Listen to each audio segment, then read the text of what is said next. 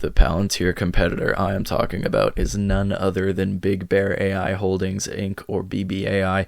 They are trading at $1.85 right now and are down 34% year to date. They have a price to sales ratio TTM of 3.2, which is interesting because the technology sector's current price to sales ratio is 5.34, but for AI stocks, that average is actually around 20.1. I have NVDA at 35, SOUN AI at 35, Palantir at 23, C3AI at 9.9, AMD at 12, and then Supermicro around 6. So that all averages to 20.1, which is really, really high. And it's interesting that BBAI's is so low at 1.85. Their TTM revenue is $150 million, and they're expected to do $228 million by the year end 2025, which represents a 50% increase.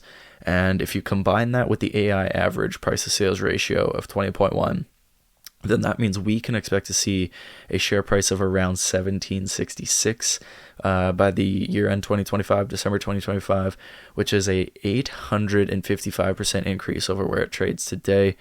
And of course, the main reason for that upside is just BBAI's lacking valuation at 1.85. Whenever your valuation's that low, especially relative to its industry, there's usually a reason. And in BBAI's case, I think there's a variety of reasons, but the main one that I'm seeing is their debt to equity is negative, and it is negative 3.7, meaning their liabilities exceed its assets, which is not good. And that makes this an incredibly risky stock at the moment.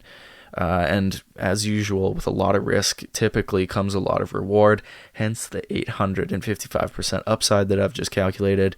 And even though they did just complete their acquisition of Pangiam, I don't know how to pronounce that, Pangiam, I think this time it's too far gone, and there's been a lot of short interest in the stock lately, and it's just so far down, the valuation so low, it's just too risky for me personally.